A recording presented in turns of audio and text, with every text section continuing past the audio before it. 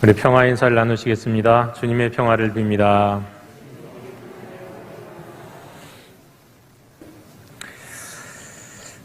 그리스도인은 예수님이 다시 오시기를 기다리는 사람입니다. 아멘. 초등학교 6학년 때 일입니다. 우리 반은 교무실에서 굉장히 멀리 있는 건물에 가장 꼭대기층에 있었습니다. 우리 옆반으로도 한 4반이 더 붙어 있었고요. 때문에 이제 종이 울리면 선생님이 오시는 데까지 이제 다소 시간이 걸렸습니다. 교무실에서 머니까요. 이제 가끔 선생님이 평소보다 더 늦게 오실 때도 있었습니다. 그럴 때가 되면 우리 반 아이들 중에서 이제 한 명 나름대로 용기가 있고 또 이 장난기가 있는 친구가 이 계단 밖으로 문 밖으로 나가서 계단 아래를 쳐다보면서 선생님 언제 오시나 이렇게 망을 보고 있다가 선생님이 저 아래에서 오시는 그 손 모습을 딱 보거나 선생님의 발걸음을 보면은 얼른 와서 선생님 오신다 그렇게 이야기를 전했습니다. 그럼 이제 아이들이 그때서 이제 비로소 조용해지기 시작했습니다. 그런데 이제 어느 날은 유독 선생님이 더 늦게 오시는 겁니다. 그날도 이제 하나의 애가 망을 보고 있다가 선생님 오신다고 해서 이제 아이들이 조용해지기 시작했습니다. 그런데 선생님이 문 앞에 오신 것 같은데 잠깐 얼굴이 비치는 것 같았거든요. 창문가로. 그런데 이날은 이상하게 선생님이 들어오시지를 않는 겁니다. 아마 누군가와 뒤따라온 누군가와 좀 이야기를 하시는 것 같았습니다. 무슨 일이 있었는지는 모르지만요. 1분이 지나고 2분이 지나고 5분이 지나고 꽤 많은 시간이 지나도 선생님이 들어오시지 않자 아이들이 다시 소란스러워지기 시작했습니다. 분명 선생님이 지금 문 앞에 서 계시는 것은 이거는 분명한데 문만 딱 열면 선생님이 바로 거기 계시는데 언제 선생님이 문을 싹 열고 들어오실지 모르는데 선생님이 안 들어오시니까 아이들이 시간이 지나면 지날수록 다시 떠들기 시작하는 겁니다. 마치 선생님 쉬는 시간처럼 말이죠. 어떤 아이는 뒤돌아서 떠들고요. 어떤 아이는 자리를 이탈해 갖고 다른 자리까지 뛰어갔다가 오기도 하고 뭐 거의 쉬는 시간 비슷한 상황이 벌어지기 시작했습니다. 저는 옆에서 보면서 저는 이제 조금 소심한 사람인지라 아유 저 선생님 문만 열면 들어오는데 지금 쟤네들 왜 저러지? 그런 마음으로 두근두근 하고 있다가 뭐 저도 할 거는 없고 해서 그냥 교과서 뒤적이다가 뭐 책을 좀 보다가 하늘을 보다가 뭐 그렇게 기다리고 있었습니다. 그런데도 계속 선생님은 안 오시고 안 들어오시고 애들은 떠들기 시작하고 그래서 막 정신이 없는 찰나에 문이 스르륵 열렸습니다. 문이 갑자기 확 하고 열리는데 선생님의 눈빛은 아이들이 뭘 하고 있나? 싹 쳐다보면서 한눈에 모든 걸 싹 파악하시더라고요. 자, 그 다음에 어떤 일이 벌어졌을지는 여러분 상상에 맡기겠습니다. 여러분 오늘 성경 말씀은 우리에게 말씀해 주고 계십니다. 심판주가 문 밖에 서 계시니라. 심판주가 멀리 계시는 게 아니라 문 밖에 서 계신다. 예수님이 지금 문 앞에 서 계신다는 겁니다. 야고보서뿐만 아니라 요한계시록 3장 20절에서도 분명히 말씀하시잖아요. 볼지어다 내가 문 밖에 서서 두드리노니. 문 앞에요. 성경은 우리 주님이 다시 오시는데요. 그날 그때가 얼마나 가까운가 하면 바로 문 앞에 계셔갖고 그냥 문만 열고 들어오면 되시는 그런 찰나라고 분명히 말씀하십니다. 여러분 주님의 재림이 결코 멀지 않습니다. 한순간입니다. 지난 2000년 동안도 한번 오시지 않았는데 언제 오실까요? 모르죠. 그러나 오시면 한순간이라는 거예요. 예수님이 출발하셨다. 예수님이 오시고 계신다가 아닙니다. 문 앞에 와 계신다. 믿으십니까? 여러분 제가 아멘을 유발하는 목사는 아니잖아요. 순복음교회처럼 아멘 뭐 이렇게 얘기하는 사람 아닌데 별로 저 그런 거 선호하지는 않지만 오늘은 어쩔 수 없네요. 왜냐하면 너무 중요하기 때문입니다. 그리고 중요한데 또한 사실 의심되기도 합니다. 여러분들이 과연 우리 성도님들이 정말 주님이 다시 오시기를 기다리고 계시는지가 솔직히 좀 의심스러워서 여러분에게 묻는 겁니다. 여러분, 우리가요, 정말 주님이 문 앞에 서 계신다는 걸 안다면 이렇게 살아도 되는 걸까요? 저희 초등학교 6학년 때 선생님 문 앞에 서서 계시는데 그 안에 있는 그 모습처럼 우리가 살고 있는 건 아닐까요? 오늘 말씀은요, 형제들아 라고 부르시고는 주께서 강림하시기까지 길이 참으라 라고 말씀하며 시작합니다. 그리고 길이 참는 거에 하나의 모범으로 농부를 예로 듭니다. 농부. 그러면서 이 농부는 이른 비와 늦은 비를 기다린다고 말씀합니다. 그렇죠. 농부는 비를 앞당길 수 없습니다. 농부가 비를 빨리 오게 할 수가 없습니다. 비를 자기가 원하는 때에 내려서 적당한 열매가 맺게 할 수가 없습니다. 농부는 오직 비는 기다릴 뿐이에요.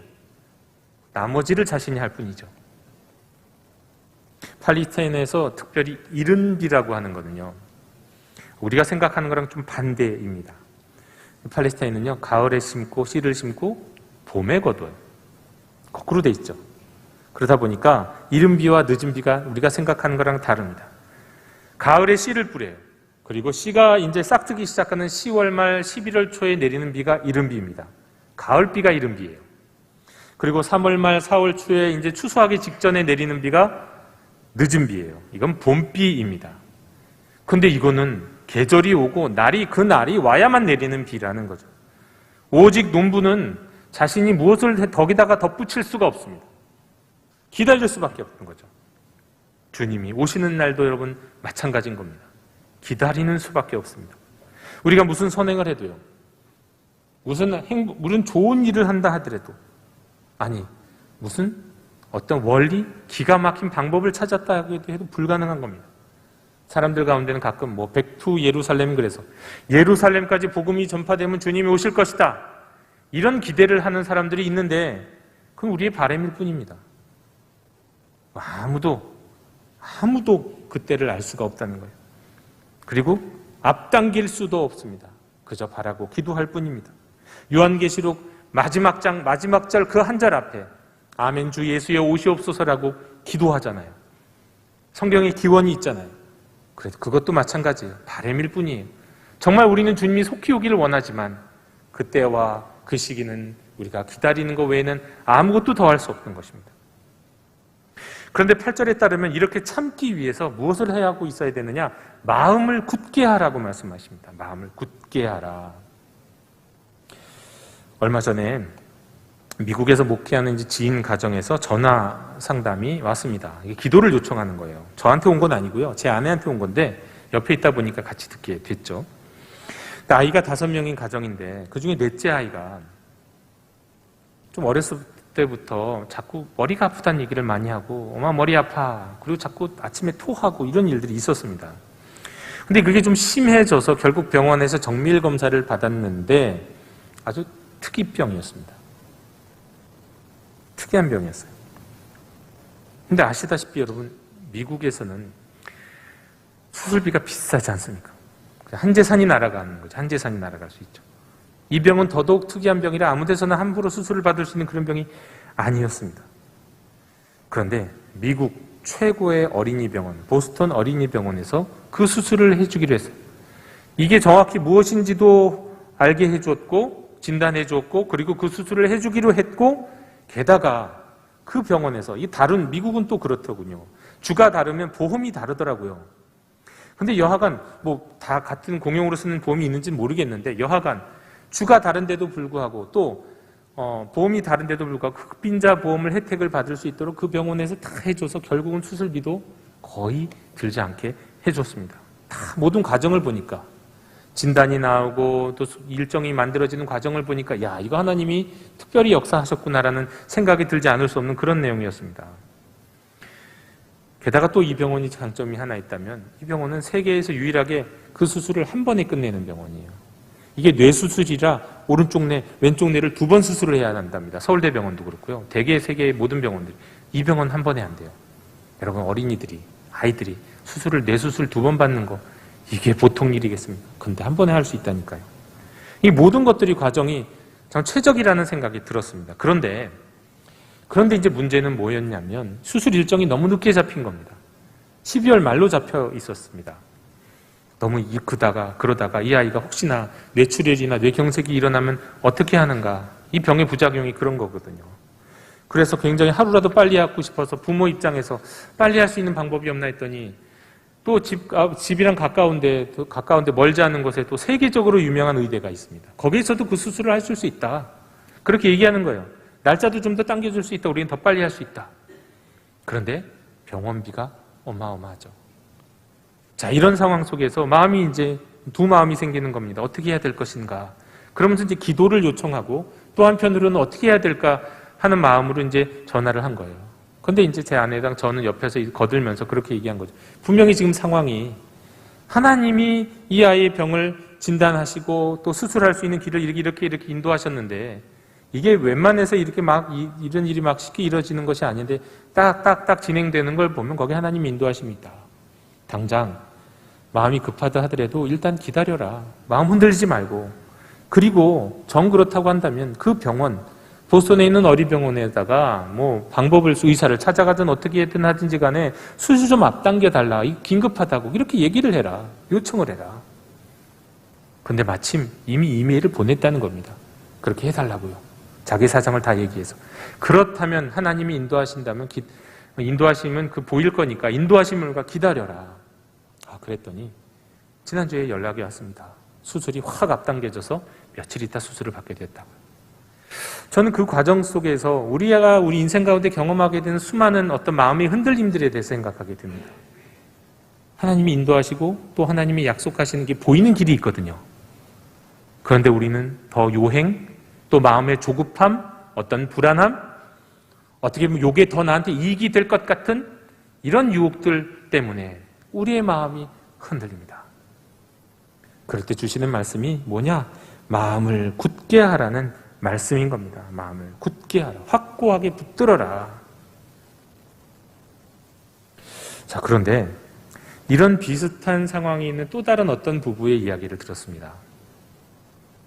그러니까 자녀가 아파하고 또 심각한 질병에 걸린 또 다른 부부의 이야기인데 그 부부에게서 들었던 얘기는 이겁니다. 남편이 아내한테 이 아이 당신이 스트레스를 너무 줘갖고 이 아이가 이렇게 됐다고 이렇게 원망을 하더라는 거예요. 아니 이런 상황에서는 이런 심각한 병에 걸렸으면 부부가 함께 위로하고 격려하고 기도해도 힘들 상황인데 당신 때문에 이렇게 됐다고 불평하고 원망하는 상황도 있더라는 겁니다. 여러분, 야고보서는요, 주님이 다시 오실 때까지 마음을 확고하게 붙들고 길이 참고 원망하지 말라고 말씀을 하십니다. 여기에서 더하는 게 뭐입니까? 원망하지 말라. 누군가를 원망하지 말라. 단지 참는 것만으로는 부족하다는 겁니다. 아무리 고통스러운 현실 속에서도 이게 자신에게 닥친 고난과 고통 때문에 누군가를 원망하고 비난하면 그 사람을 하나님이 마지막 때 심판하신다. 이게 오늘의 말씀인 겁니다. 문 앞에 계신 분이 문 열고 딱 들어오면, 여러분 원불교 신앙이라는 말 아세요? 원불교 신앙인? 많은 기독교인들이 동시에 원불교 신앙인이라고 합니다. 원불교를 폄하하는 말은 아니고요. 이런 말입니다. 원망 많고 불평 많고 교만한 신앙인 사람, 기독교인. 이걸 원불교 신앙인이라고 하는데 문 앞에 서 계신 주님이 문을 싹 열고 들어오면 제일 먼저 하시는 일이 원불교 신앙인들을 심판하신다는 거예요. 믿지 않는 사람 비판하시는 게 아니에요. 원불교 신앙인들 말이죠. 여러분, 왜 하나님이, 왜 주님이 다른 이를 원망하고 불평하는 이들을 심판하실까요? 꾸짖으신단 말이죠. 왜 하나님이, 주님이 나중에 꾸짖으실까요? 이들을. 왜 그럴까요? 일단 첫 번째는요, 심판은 하나님의 손에 맡겨져 있는 겁니다. 심판은 하나님의 손에 달려 있는 건데 이게 하나님의 사역을 침범하는 행위가 될 수 있기 때문입니다. 법정에선 변호사도 있고 검사도 있고 판사도 있죠. 변호사와 검사의 역할은 각각 자기 주장은 하는 겁니다. 자기의 생각을 이야기할 수 있습니다. 내가 볼 때 이런 이유로 우리 피고인은 무죄입니다. 변호인은 이렇게 얘기할 수 있는 거고요. 검사는 이런 이유로 유죄고 징역 몇 년은 처해야 됩니다. 이렇게 구형하고 얘기할 수 있지만 판결은 판사가 하는 겁니다. 주제를 넘어서면 법정 모독인 것이고 그건 주제를 넘어서는 일입니다. 불평과 원망이, 특히 누군가에 대한 불평과 원망이 하나님이 하실 심판을 자신이 내리는 교만이 될 수 있다는 겁니다. 따라서 원망하지 말라. 누구를 원망하지 말라. 특히 교회 안에 있는 가족들, 형제 자매들 원망하고 불평하지 말라는 거예요. 주님의 재림의 날까지 말입니다. 둘째로, 이 불평과 원망이라는 것이요, 자신의 고통을 다른 이에게 화살로 돌려갖고 해소하려는 거예요. 마녀사냥, 왕따. 이 모든 게 비슷한 메커니즘입니다. 여러분, 이와 비슷한 메커니즘을 갖고 있는 게 뭐냐면, 죄를 내가 지었는데 내 속에 있는 죄를 타인에게 뒤집어 쓰이려고 하는 그런 마음 있죠? 같은 메커니즘이에요. 원망하고 불평하는 것과 자신의 죄를 남에게 돌리는 것, 아담이 하와에게 돌린 것과 같이 말입니다. 하나님이 이런 걸 싫어하신다는 거예요. 우리의 속속들이 우리의 속을 들여다보시는 하나님이 네가 정의롭다고 말하느냐? 웃기지 마라. 그거 정의로운 거 아니야. 너의 죄를 전가하는 거랑 똑같은 모습이야. 이렇게 말씀하신다는 거예요. 그래서 우리가 옳은 것을 옳으다, 그런 것을 그르다 얘기할 수 있는 부분은 있지만 누군가를 원망하고 불평하는 일, 특별히 형제와 자매에 대해서 그렇지 하지 말라는 말씀이 바로 오늘 야고보서의 말씀인 겁니다. 여러분, 주님이 오시기 전까지 원망하지 말고 불평하지 말고 우리는 인내해야 하는 줄로 믿습니다. 자, 인내하라고 말씀하시거든요. 인내는 또 무슨 뜻일까요? 이 말의 어원을 가만히 살펴보면 이건 이런 뜻입니다. 어떤 상황에서 피하지 않고 머물러 있는 것, 무거운 짐 아래에서 버티고 견디는 것, 이게 인내입니다. 근데 여러분, 이 인내란 단어가 가만히 생각하면 굉장히 은혜로운 단어입니다. 우리가 살면서 어떻게 원망 안 하고 어떻게 불평 안 하고 삽니까? 그게 가능한 일인가요? 그런데 그래도 인내하면 하나님이 욥과 같이 복 주신다는 거예요. 자, 여러분, 욥을 모델로 삼았습니다. 인내의 모델을. 근데 욥기 읽어보신 분들은 다 아시겠지만 여러분, 욥이 원망하지 않습니까? 욥이 불평을 안 하나요? 그가 무조건 하나님의 뜻은 옳다고 말했습니까? 아니요. 욥기의 대부분은 왜 이런 일이 일어나는지 나도 모르겠다고 불평하는 거예요. 원망하는 일이에요. 그런데 왜 욥이 인내의 모범이 되냐고요? 욥은 끝까지 참았다는 겁니다. 끝까지. 믿음을 포기하지 않았다는 거예요. 때로는 불평하고 때로는 원망했어도. 이게 은혜인 겁니다, 여러분. 하나님이 불평하고 원망한 자는 심판하신다고 말씀하셨지만 그럼에도 그런 우리의 연약함을 아시기에 그런 가운데서도 인내하는 자에게는 욥의 결말과 같이 축복을 주시겠다는 말씀. 그래서 이게 우리에게 은혜가 되는 겁니다. 이런 의미에서 젊은이들은 어르신들을 일단 공경해야 됩니다. 왜 그럴까요? 어르신들이라고 원망하고 불평하지 않으셨을까요? 아닙니다. 연세에 비례할 겁니다. 연세에 비례해서 원망과 불평이 그 인생에 많이 있으실 거예요. 하지만 분명한 거는 일단 인내하셨잖아요. 일단 버티셨잖아요. 여기까지 믿음을 포기하지 않았잖아요. 저는 젊은 사람으로서 저는 그런 생각이, 만약에 내 인생 가운데 정말 내가 참기 어려운 일들이 내 앞에 일어난다고 한다면 나는 그러면 그런 상황에서도 믿음을 포기하지 않을 것인가. 목사인데도 불구하고 말이죠. 물론 하나님이 붙들어 주시면 포기하지 않겠지만 그러나 내 능력으로는 저도 자신 없습니다. 그건 알 수 없어요. 그러나 적어도 우리 교회 안에 있는 많은 어르신들은 지금까지 산전수전 다 겪으시는 과정 속에서도 믿음을 포기하지 않으셨어요. 그게 바로 인내의 결실이고 그래서 욥을 하나님이 인내의 모범으로 삼아 주신 것입니다. 따라서 믿음의 선배들은 일단 공경하고 볼 것입니다. 여러분, 다시 한번 여쭤보겠습니다. 그리스도인은 예수님이 다시 오시기를 기다리는 사람입니까?